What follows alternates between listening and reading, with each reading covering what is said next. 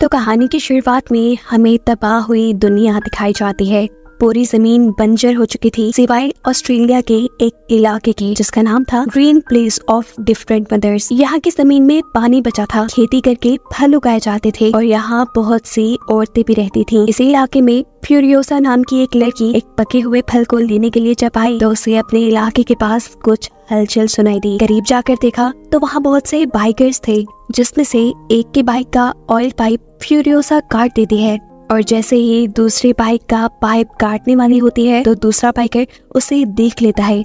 इससे पहले कि वो उसे पकड़ता, फ्यूरियोसा उसकी टांग में कोई नाइफ स्टैब करते हुए वहाँ से भाग गई। भागते हुए उसे जोर जोर से सीटी बजाना शुरू कर दी थी, जिससे उस इलाके के लोगों को वहाँ आने वाले खतरे के बारे में पता चल गया। इससे पहले कि वो भी बचकर आबादी वाले इलाके में पहुँच पाती, बाइकर एक रोप उसकी तरफ उड़ाते हुए उसे रोकने में कामयाब हो जाता है और ये लोग फ्यूरियोसा को उठाकर वहाँ से ले जाने लगते हैं। दूसरी तरफ फ्यूरियोसा की मोम और वहाँ के सारे वॉरियर्स अपने घोड़ों पर सवार फ्यूरियोसा को बचाने के लिए इन बाइकर्स का पीछा करने लगे थे। घोड़े पे सवार ही फ्यूरियोसा की मोम चलते बाइक के ऊपर से बाइकर का गला काट देती है, जिसके बाद उन्होंने उसका ये बाइक ले लिया। इससे पहले कि इसी बाइक के जरिए वो फ्यूरियोसा को बचाने के लिए निकल जाती, इलाके के लोग उसे कुछ बीज देते हैं और ये याद दिलाते हैं कि जो कुछ भी हो जाए दूसरे इलाके के लोगों को ग्रीन प्लेस का पता नहीं चलना चाहिए और जो लोग ग्रीन प्लेस देख चुके हैं उनमें से कोई जिंदा ना बच पाए। कि सुनते ही वो तेजी से आगे निकल जाती है और गन से हमला करते हुए एक बाइकर को मार डालती है।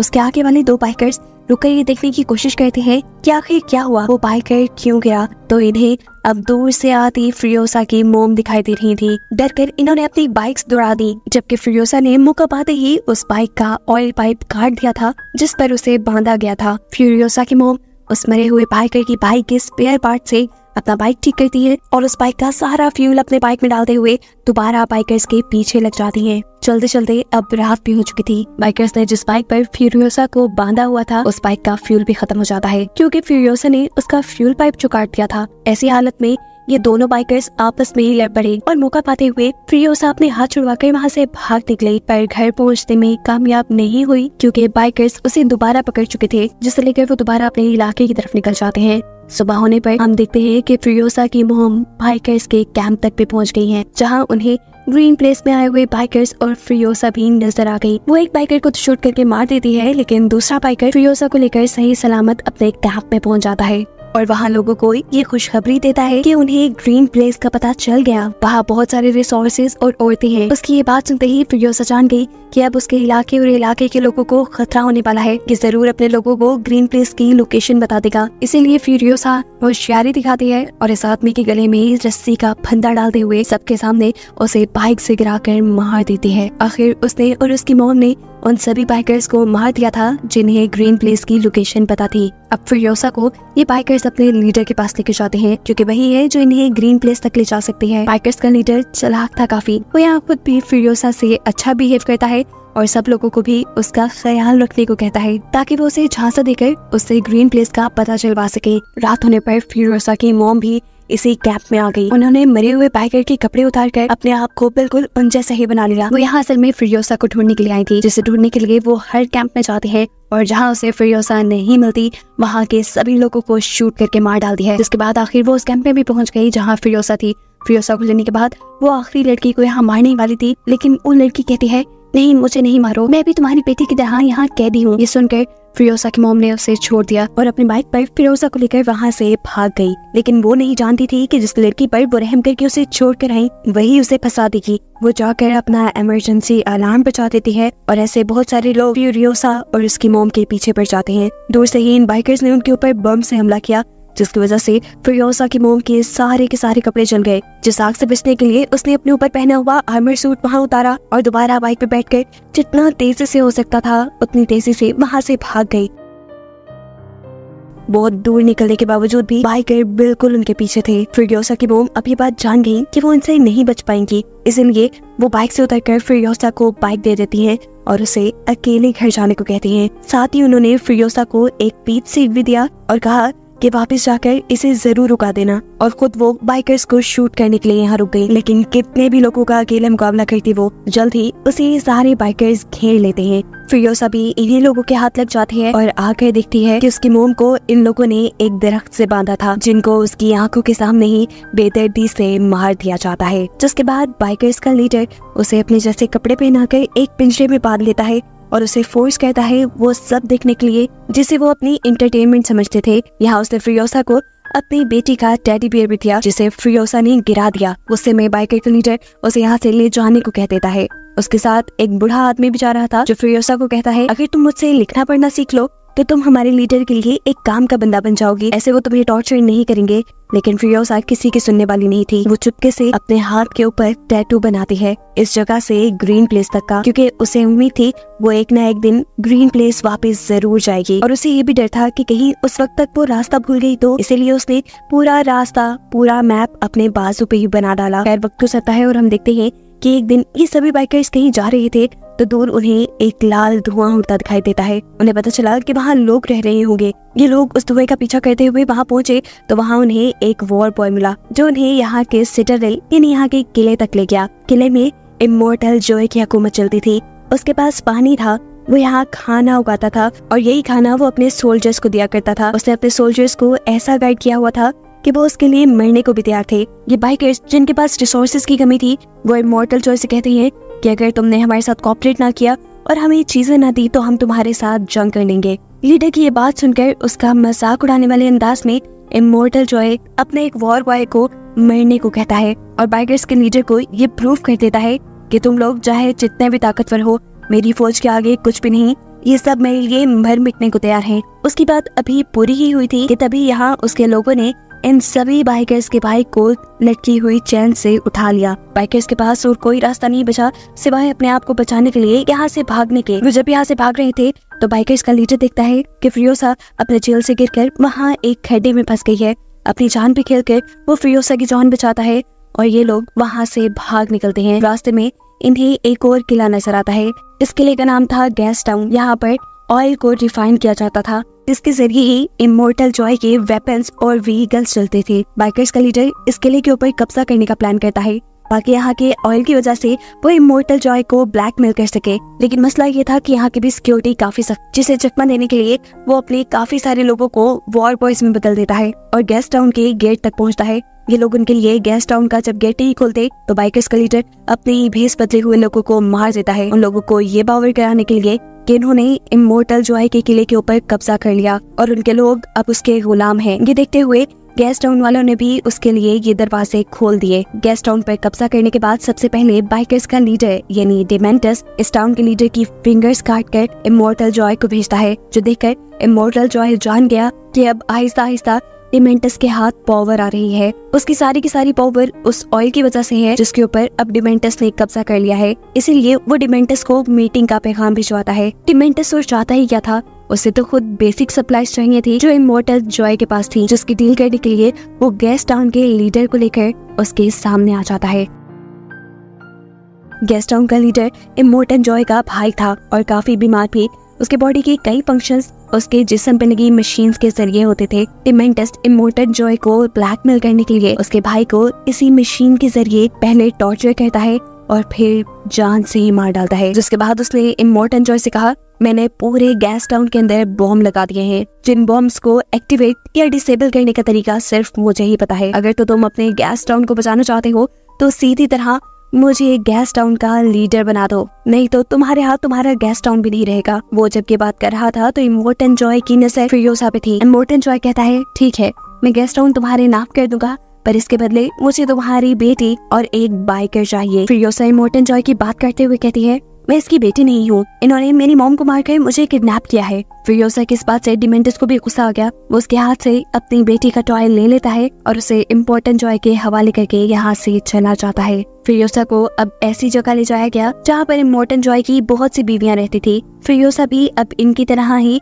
इमोर्टल जॉय की एक बीवी बनकर उसके हरम में रहने वाली थी। ये सारी की सारी औरतें बहुत अच्छी थी, वो फिरोसा के साथ अच्छा सलूक भी करती हैं, लेकिन फिरोसा सिर्फ इसी चीज पे फोकस करती है कि कैसे इमोर्टल जॉय इन सभी लड़कियों को अपने साथ रखने पर फोर्स करता है। इधर वो देखती है कि जब इमोर्टन जॉय की एक बेटी पैदा होती है तो गुस्से में वो अपनी बेटी को जिंदा दफनाने का ऑर्डर दे देता है। उसे सिर्फ बेटे चाहिए थे, ऐसा नहीं था कि उसके पास बेटे नहीं थे, उसके बहुत से बेटे थे, लेकिन उसकी नजर में कोई एक भी हेल्दी नहीं था। इसीलिए उसने इन सबको वॉर बॉय के तौर पे रख लिया। उसने इतनी सारी बीवियां भी इसीलिए रखी हुई थी कि एक दिन तो उसका हेल्दी बेटा पैदा होगा जो उसकी तरह फिर उसके इस सिटाडेल पर हुकूमत करेगा। हम देखते हैं कि इमोर्टन जॉय के एक बेटे की नजर यहाँ फ्यूरियोसा के ऊपर पड़ जाती है। वो उसे बालों से पकड़कर जब उसके साथ ज्यादती करने की कोशिश करता है तो फ्यूरियोसा इस मर्तबा तो अपने बाल छुड़ाकर भाग जाती है, लेकिन अगली मर्तबा वो अपने साथ ऐसा नहीं होने देना चाहती थी।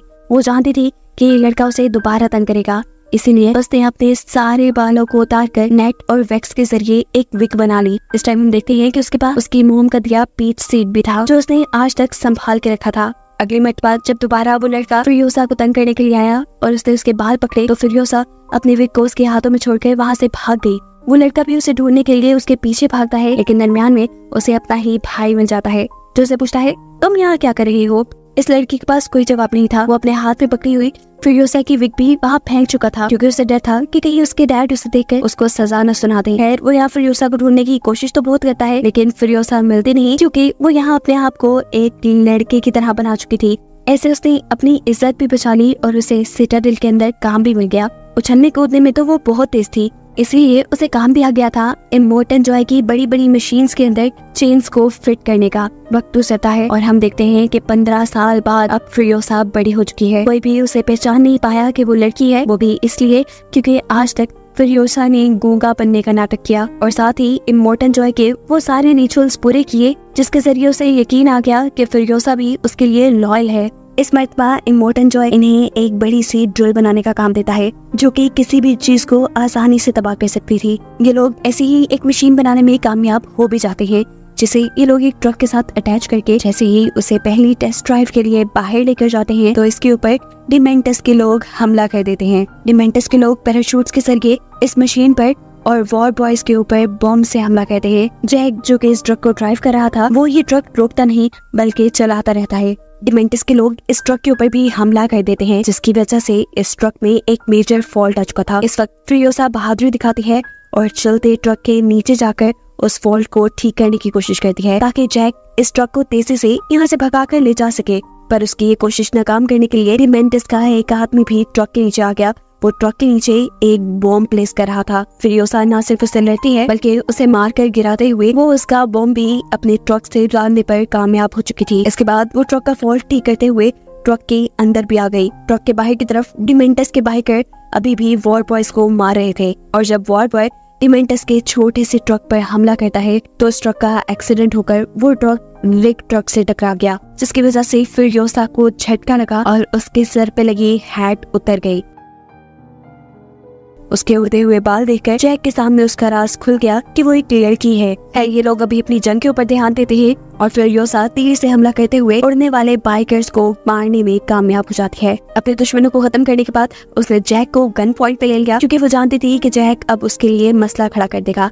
लेकिन यहाँ जैक उसे कहता है, तुम एक अच्छी वॉरियर हो और मुझे इस चीज से फर्क नहीं पड़ता कि तुम्हारा जेंडर कौन सा है। हमें काम दिया गया है इस रिग को कंट्रोल करने का और मैं चाहता हूँ कि तुम एक टीम मेंबर की तरह इसमें मेरा साथ दो। फ्यूरियोसा मान जाती है और ये लोग इसी रिग ट्रक को लेकर गैस टाउन के अंदर पहुँचते हैं जहाँ काफी सालों बाद डिमेंटस फ्यूरियोसा को दिख रहा था, लेकिन अब वो काफी बड़ी हो चुकी थी इसलिए डिमेंटस ने उसे पहचाना नहीं। पता चलता है कि डिमेंटस के पास ऑयल की सप्लाईज खत्म हो गई हैं, जिसके बदले में वो दूसरी सप्लाईज इमोर्टन जॉय से लेता था। वो यहाँ जैक से कहता है कि मेरी किसी तरह इमोर्टन जॉय से मीटिंग करवा दो। जैक मान जाता है लेकिन वो बिना ऑयल इन्हें कोई सप्लाई देने को तैयार नहीं था, इसीलिए ये सारे बाइकर्स उनके ऊपर हमला कर देते हैं और सारा फूड चुराने लग जाते हैं, जिसे बचाने के लिए फ्यूरियोसा अपना ट्रक लेकर यहाँ से बाहर निकल जाती है और जैक उन लोगों को मारने लग जाता है जो उनके ट्रक के पास आने की कोशिश कर रहे थे। खैर ये लोग अब बचते बचाते वापिस अपने सिटाडेल में पहुंच जाते हैं और इमोर्टन जॉय को डिमेंटस से मिलने का पैगाम दे देते हैं। इस सारी लड़ाई में फ्यूरियोसा को एक तीर भी लग चुका था। जैक उस तीर को उसके कंधे से बाहर निकालता है और फिर उसे स्टिचेस लगाता है। बातों ही बातों में ये लोग बहुत करीब आ गए। जैक ने उससे पूछा कि तुम्हारे पेरेंट्स की कैसे डेथ हुई थी। फ्यूरियोसा ने बताया कि उसे ये बाइकर्स ही किडनैप करके यहाँ छोड़ गए थे। फ्यूरियोसा यहाँ पर उसे वो पीच सीड भी दिखाती है जो उसकी मोम ने उसे दिया था, जिसके बाद वो उसे अपना हाथ दिखाती है जहाँ पर ग्रीन प्लेस जाने तक का नक्शा बना था। उसे आज भी उम्मीद थी कि वो वहाँ जा सकेगी। जैक कहता है, मैं वादा करता हूँ, मैं कोशिश करूंगा कि तुम्हें तुम्हारी जगह तक पहुँचा दूं। और फ्यूरियोसा कहती है, मैं चाहती हूँ कि तुम भी मेरे साथ आओ। यहाँ पर इन्हें इमोर्टल जॉय का मैसेज मिलता है कि वो डिमेंटस से मीटिंग के लिए जा रहा है और इन्हें भी अपनी पूरी फोर्स तैयार करके उसके पीछे जाना होगा। जैक इस मर्तबा उसे रिग में नहीं बिठाता बल्कि एक अलग ट्रक चलाने का काम देता है, क्योंकि उसका प्लान था कि वो सबको चकमा देते हुए इसी ट्रक के जरिए ग्रीन प्लेस तक पहुंच जाएंगे। ये लोग जैसे ही गेस्ट टाउन पहुंचते हैं तो एक ट्रक पहले ही गेस्ट टाउन के अंदर जाने में कामयाब हो जाता है, जबकि फ्यूरियोसा यही से अपना मुंह मोड़ लेती है। वो अब इंतजार कर रही थी कि जैक भी उसके साथ आएगा, लेकिन जैक ने उसके साथ आने के बदले हवा में एक ग्रीन स्मोक छोड़ा, जिसका मतलब था वो यहाँ जंग करने के लिए वॉर बॉयज को बुला रहा था। ये देखकर फ्यूरियोसा नाराज हो गई और अकेले ही वहाँ से निकल गई। इससे पहले कि वो ग्रीन प्लेस तक पहुँच जाती उसके पास मौका भी था, लेकिन वो नहीं गई। उसके दिल में जैक का ख्याल आया जो वहाँ अकेले जंग लड़ रहा था, इसीलिए वो जैक की मदद करने के लिए वापस गेस्ट टाउन में आ जाती है और अपनी स्नाइपर उठाकर यहाँ सबको शूट करना शुरू कर देती है। उसी की गोली डिमेंटस को भी छूकर गुजरी। जैक अपने रिग से गेस्ट टाउन का गेट तोड़ते हुए उसके अंदर चला जाता है और इसी रिग के ऊपर लगी हुई ड्रिल को चलाकर वो अब यहाँ का सारा स्ट्रक्चर तोड़ने लग चुका था। ऐसा करते हुए बाइकर्स भी उसे रोकने के लिए उस पर हमला करते हैं और इस सब में उसका रिग टूटकर वो खुद एक गड्ढे में गिर जाता है। ठीक टाइम पर फ्यूरियोसा यहाँ एंट्री करती है और एक बाइक से चेन लटकाते हुए उसे यहाँ से बचा निकालती है, जिसके बाद ये लोग एक दूसरे ट्रक में बैठकर यहाँ से बाहर निकल जाते हैं। अब इन लोगों का इरादा था कि ये लोग यहाँ से भागकर ग्रीन प्लेस निकल जाएंगे, लेकिन ये नहीं जानते थे कि डिमेंटस उनके पीछे पीछे था। डिमेंटस का ट्रक जैसे ही फ्यूरियोसा के ट्रक के साथ जुड़ता है तो फ्यूरियोसा उस ट्रक के ऊपर हमला करने के लिए अपनी गन बाहर निकालती है और इस सब में उसका हाथ दोनों ट्रक्स के दरमियान आ जाता है। ये वही हाथ है जिसके ऊपर उसने मैप बनाया हुआ था। ये लोग अब डिमेंटस के हाथ आ चुके थे। इन दोनों को डिमेंटस ने बंदी बना लिया था। एकदम से इन लोगों के इर्द गिर्द बाइक्स घूमना शुरू हो जाते हैं। जैक को ये लोग एक बाइक से बांधकर गोल दायरों में घुमाते हैं, जिसकी वजह से वो हर गुजरते सेकंड अपनी मौत के करीब जा रहा था, जबकि फ्यूरियोसा को तो उन्होंने जंजीरों से बांध दिया था। इन लोगों के इर्द गिर्द भी बाइक्स तेजी से घूम रहे थे और डिमेंटस ये सब देखकर एंटरटेन हो रहा था। जब वो इस सारी चीजों से बोर हो जाता है तो पीछे मुड़कर फ्यूरियोसा को दिखता है, जो अब अपना कटा हुआ बाजू छोड़कर वहाँ से भाग चुकी थी। उस समय डिमेंटस उसका पीछे करने के लिए जब अपने ट्रक में बैठकर आगे बढ़ता है तो उसे पता चला कि उसके ट्रक का टायर भी फ्यूरियोसा उतार चुकी थी, जिसकी वजह से उनका एक्सीडेंट हो गया। फ्यूरियोसा जिस बाइक के जरिए यहाँ से भाग रही थी, थोड़ी दूर जाने पर उस बाइक का पेट्रोल खत्म हो जाता है और ऐसे फ्यूरियोसा को अपना आगे का सफर पैदल तय करना पड़ा। उसका बाजू बुरी तरह जख्मी था, खून निकल रहा था। ऊपर से इस एरा में तपती धूप थी, जिस सब के चलते वो यहाँ बेहोश हो गई। उसकी खुशकिस्मती कि यहाँ पर उसे सिटाडेल के वॉर बॉय ने देख लिया, जो उसे वापस सिटाडेल ले आया। यहाँ पर उसका इलाज हुआ और जब उसे होश आया तो उसे पागलों की तरह इमोर्टल जॉय से मिलने की बात की। उसे जब इमोर्टल जॉय के पास ले जाया गया तो वो इमोर्टल जॉय को बताती है कि डिमेंटस जल्द ही उनके ऊपर वार करने के लिए आ रहा है। उसने गेस्ट टाउन को भी तबाह करने का प्लान किया है और अब वो सिटाडेल को हथियाना चाहता है। इस सब के लिए इमोर्टल जॉय प्लान करता है कि वो लोग उसके गेस्ट टाउन को तबाह करने से पहले ही वहाँ पर पहुँच जाएंगे। यानी इससे पहले कि डिमेंटस सिटाडेल पर हमला करे, ये लोग जाकर गेस्ट टाउन पे हमला करने वाले थे। ये लोग जैसे ही गेस्ट टाउन के करीब पहुँचते हैं तो डिमेंटस भी इन्हें देखकर जंग का ऐलान कर देता है। सिटाडेल और गेस्ट टाउन के दरमियान में इन दोनों पार्टीज के दरमियान जंग शुरू हो जाते हैं, जो हफ्तों चली। दोनों टीम्स के लोग एक दूसरे को बुरी तरह मारते रहे और इस सब के दौरान फ्यूरियोसा ने सिटाडेल में जाकर अपना एक मैकेनिकल आर्म बना लिया और फिर एक खराब कार लिए वो दोबारा जंग के स्पॉट पे निकल गई। वहाँ जाकर वो दिखती है कि इमोर्टल जॉय के बेटे अपने व्हीकल्स और वेपन्स ठीक कर रहे थे, जहाँ से वो अपनी कार ठीक करने के लिए भी एक टायर ले लेती है। आगे जाने पर वो दिखती है कि डिमेंटस और उसके बचे कुछ लोग यहाँ से बचकर अपनी जान बचाकर भाग रहे थे, जिनकी नजर भी अब फ्यूरियोसा की कार पर पड़ चुकी थी। इससे पहले कि ये लोग फ्यूरियोसा के ऊपर हमला करते, फ्यूरियोसा तेजी से कार चलाते हुए आती है और अपनी कार से इन सबको हिट करते हुए इस सैंग में ही धंसा देती है। उसने सबको तो मार दिया, लेकिन डिमेंटस उसे कहीं नजर नहीं आया। उसे दूर देखा तो एक बाइकर वहाँ से भाग रहा था। ये कोई और नहीं बल्कि डिमेंटस ही था, लेकिन डिमेंटस की मौत अब करीब थी क्योंकि उसका बाइक भी खराब हो चुका था और अब फ्यूरियोसा भी उसके पास आ चुकी थी। यहाँ फ्यूरियोसा उसे एक ही बार में मार सकती थी, लेकिन इतनी आसानी से नहीं। वो डिमेंटस को याद करवाना चाहती थी या फिर वो कौन है और वो डिमेंटस के पीछे ही क्यों पड़ी है। वो उसे टॉर्चर करती है इतना कि वो बेहोश हो गया। जिसके बाद उसे होश आया तो फ्यूरियोसा ने उसे बताया, मैं वही लड़की हूँ जिसको तुम 15 साल पहले किडनैप कर लाए थे और जिसकी आंखों के सामने तुमने उसकी माँ को मार डाला था। डिमेंटस को अभी भी सही तरह फिरियोसा की याद नहीं आई, तो फिरियोसा उसके साथ चेन से बंधा उसका टेडी बियर काट लेती है और अब वो पहचान जाता है कि आखिर फिरियोसा कौन है। वो उसे माफी मांगता है और कहता है अगर तुम मुझे माफ कर दो तो हम दोनों मिलकर यहाँ पूरी जगह पर हुकूमत कर सकते हैं, तुम बहुत बहादुर हो। उसकी ये बातें सुनकर फिरियोसा दोबारा उसका टेडी बियर जमीन पे गिरा देती है, जिसके बाद वो उसके सर पे गन पॉइंट कर चुकी थी। सब लोगों को लगा कि फिरियोसा ने उसे मार दिया, लेकिन ऐसा नहीं था। असल में फिरियोसा ने उसे जिंदा दफन कर दिया और उसके ऊपर लगा दिया अपना पीच ट्री, जिसका बीज उसे उसकी मॉम ने दिया था। जमीन ने डिमेंटस के न्यूट्रिएंट्स यानी पावर चूस के एक बहुत बड़ा सा ट्री बना दिया और उसके ऊपर एक पीच भी उगाया, जो सब डिमेंटस अपनी आंखों से देख रहा था। ये बस उसका आखिरी ही वक्त चल रहा था। इसके बाद शायद वो मर जाता। सीन कट होकर दूसरी तरफ हम फिरियोसा को देखते हैं, जो कि अपने ग्रिड के जरिए इमोर्टल जॉय की सभी बीवियों को उसकी कैद से सेफली निकालने में कामयाब हो जाती है। वो इन्हें रेस्क्यू करके ग्रीन प्लेस से लेकर जाती और उसे दिखाते हुए ये कहानी यहाँ खत्म हो जाती है।